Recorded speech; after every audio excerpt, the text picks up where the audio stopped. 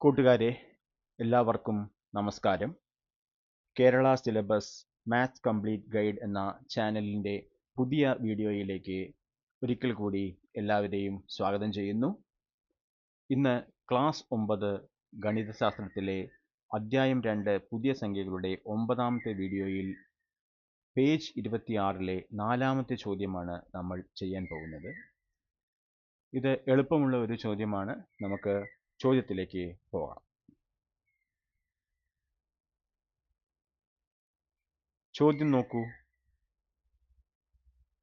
Root 2-നേക്കാൾ വലുതും root 3-നേക്കാൾ ചെറുതുമായ 3 ഭിന്നസംഖ്യകൾ കണ്ടുപിടിക്കുക. അപ്പോൾ നമുക്ക് ഇവിടെ എന്തെഴുതാം? റൂട്ട് 2-ൻ്റെ ഏകദേശ വില നമ്മൾ മനസ്സിലാക്കിയിട്ടുണ്ട്. 1.4142 പിന്നെ അത് ഇങ്ങനെ തുടർന്നുകൊണ്ടിരിക്കും. ഓക്കെ. പിന്നെ റൂട്ട് 3-ൻ്റെ ഏകദേശ വിലയോ?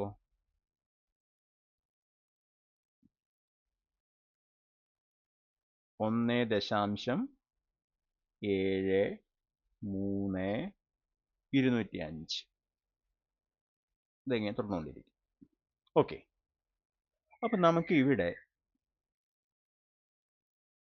തൽക്കാലം ഈ ഭാഗം മാത്രം നോക്കാം. ഓക്കെ. ഈ ഭാഗം നോക്കിക്കഴിഞ്ഞാൽ നമുക്ക് എന്ത് കിട്ടും? 1.4. ഇവിടെ നമുക്ക് 1.73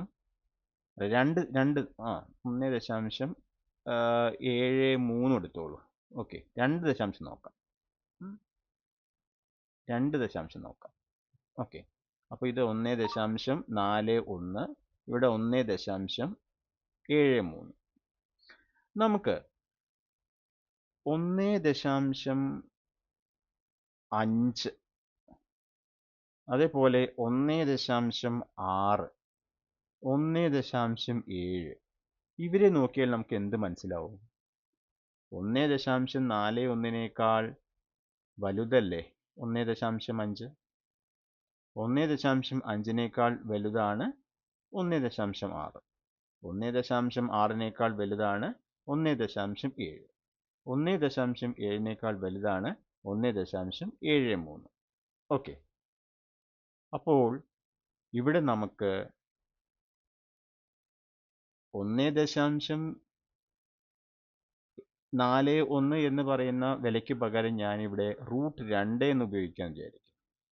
അപ്പോൾ നമുക്ക് റൂട്ട് 2 1.5-നേക്കാൾ ചെറുതാണല്ലോ. കാരണം 1.41 എന്നുള്ള വാല്യൂ ആണ് ആർക്കുള്ളത്? റൂട്ട് 2-നുള്ളത്. അപ്പോൾ റൂട്ട് 2 1.5-നേക്കാൾ ചെറുതാണ്, 1.6-നേക്കാൾ ചെറുതാണ്, 1.7-നേക്കാൾ ചെറുതാണ്. റൂട്ട് 3 ഇനി 1.73 എന്ന് പറയുമ്പോൾ ഏകദേശം റൂട്ട് 3 ആണല്ലോ. റൂട്ട് 3. അപ്പോൾ ഇവിടെ ഇങ്ങനെ എഴുതിയാൽ ഇവിടെ നോക്കൂ, 1.5, 1.6, 1.7 ഈ 3 സംഖ്യകൾ റൂട്ട് 2-നും റൂട്ട് 3-നും ഇടയ്ക്കല്ലേ? ഓക്കെ. അപ്പോൾ നമുക്ക് റൂട്ട് 3-ൻ്റെയും റൂട്ട് 2-ൻ്റെയും ഏകദേശ വില ഇങ്ങനെ എഴുതാം. ഇനി നമുക്ക് എന്ത് ചെയ്യാം?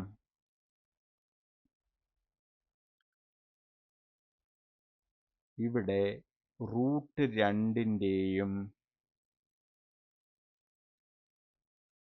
റൂട്ട് 3-ൻ്റെയും ഇടയിലുള്ള സംഖ്യകളാണ്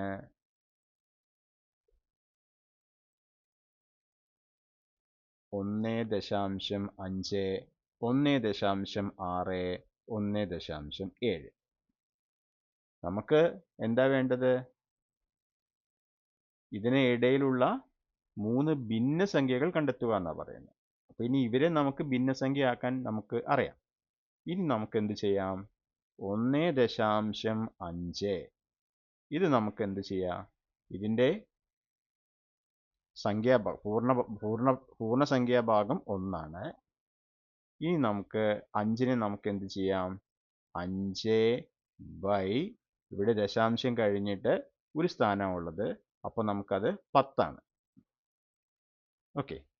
ദശാംശം കഴിഞ്ഞ് ഒരു സ്ഥാനമായതുകൊണ്ട് നമുക്ക് 10 എന്ന് എഴുതാം. അപ്പോൾ 1 5 ബൈ 10 ഇതെന്ന് പറയുമ്പോൾ എത്രയാണ്? 1. 5നെയും 10നെയും നമുക്ക് 5 കൊണ്ട് ഹരിക്കാമല്ലോ. 5ൽ 5 ഒരു പ്രാവശ്യം ബൈ 10ൽ 5 രണ്ട് പ്രാവശ്യം. അപ്പോൾ നമുക്ക് 1.5 എന്ന് പറഞ്ഞാൽ 1.5 ഇനി നമുക്ക് 1.6നെ എങ്ങനെ എഴുതാം? 1 6 ബൈ 10 എന്ന് എഴുതാം. ഓക്കെ. ഇനി ഇവിടെ നമുക്ക് 6നെ 2 കൊണ്ട് പൂർണ്ണമായി ഹരിക്കാം, 10നെയും 2 കൊണ്ട് ഹരിക്കാം. അപ്പോൾ 6നെ 2 കൊണ്ട് ഹരിച്ചാൽ 3, 10നെ ഹരിച്ചാൽ 5. ഇനി 3ഉം 5ഉം ഇവ രണ്ടുപേരും എന്താണ്? അഭാജ്യ സംഖ്യകളാണ്. അതുകൊണ്ട് ഇതിനെ ഇനി ലഘൂകരിക്കാൻ പറ്റില്ല. അപ്പോൾ 1.6നെ 1 3/5 എന്ന് എഴുതാം.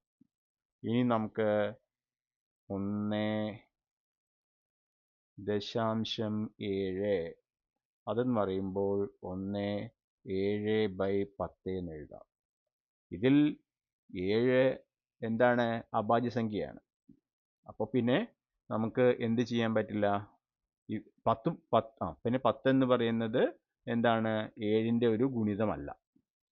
അതുകൊണ്ട് ഇതിനെ നമുക്ക് മാറ്റി എഴുതാൻ പറ്റില്ല. ഓക്കെ.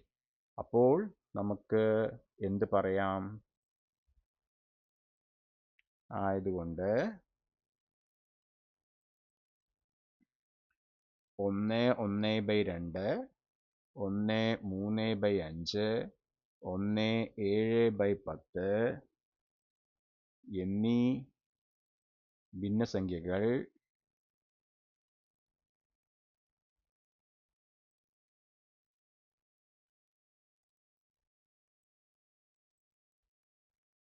√2നും √3നും ഇടയിൽ വരുന്നതാണ്. ഓക്കെ. ഇത് ഒരു ഉത്തരമാണ്. ഇതുപോലെ ഇഷ്ടം പോലെ ഉത്തരങ്ങൾ നമുക്ക് എഴുതാൻ പറ്റും. ഓക്കെ. ഇവിടെ വേണമെങ്കിൽ നമുക്ക് 2 ദശാംശം വെച്ചും പറയാം. അപ്പം നമുക്ക് 1.5ന് പകരം 1.5 5 5 2 1.64 1.77 അങ്ങനെയൊക്കെ എഴുതിയിട്ട് നമുക്ക് എന്ത് ചെയ്യാം? അതിൻ്റെ ഭിന്നസംഖ്യകൾ കണ്ടുപിടിക്കാം. ഇത് 3 ആണ്. ഈ 3 തന്നെ ആവണമെന്നില്ല, പല ഉത്തരങ്ങളും ഉണ്ട്. ഓക്കെ. അപ്പോൾ നമ്മളിവിടെ എന്ത് ചെയ്തു? √2ൻ്റെ വില എഴുതി, ഏകദേശ വില എഴുതി, √3ൻ്റെ ഏകദേശ വില എഴുതി. ഇനി ഈ ഏകദേശ വിലയ്ക്ക് ഇടയ്ക്ക് വരുന്ന 3 സംഖ്യകൾ എഴുതുക. എന്നിട്ട് അവരെ നമ്മൾ ഭിന്നസംഖ്യയാക്കി മാറ്റുക. അപ്പോൾ നമുക്ക് ഉത്തരം കിട്ടും. ഓക്കെ. ക്ലിയർ അല്ലേ? അപ്പോൾ നമ്മുടെ പേജ് 25 26 4 ചോദ്യങ്ങളുടെ ഉത്തരങ്ങളാണ് ഇപ്പോൾ നമ്മൾ ചെയ്ത് കഴിഞ്ഞത്. ഇനി നമ്മൾ അടുത്തതായി ചെയ്യാനുള്ളത് അടുത്ത പ്രവർത്തനം എന്ന് പറഞ്ഞു കഴിഞ്ഞാൽ ഈ പുതിയ സംഖ്യകൾ, അതായത് അഭിന്നക സംഖ്യകൾ, അവയെ എങ്ങനെ കൂട്ടാം, അതുപോലെ തന്നെ കുറയ്ക്കാം. അപ്പോൾ അഭിന്നക സംഖ്യകളുടെ കൂട്ടലും കുറയ്ക്കലും, പിന്നെ ഈ സംഖ്യകൾ മറ്റുള്ള സംഖ്യകളുമായി വരുമ്പോൾ എങ്ങനെ കൂട്ടാം, കുറയ്ക്കാം, അതൊക്കെയാണ് ഇനിയുള്ള വീഡിയോകളിൽ നമുക്ക് നോക്കാനുള്ളത്. ഓക്കെ. അപ്പോൾ ഈ വീഡിയോ ഇഷ്ടപ്പെട്ട് കാണുമെന്ന് വിചാരിക്കുന്നു.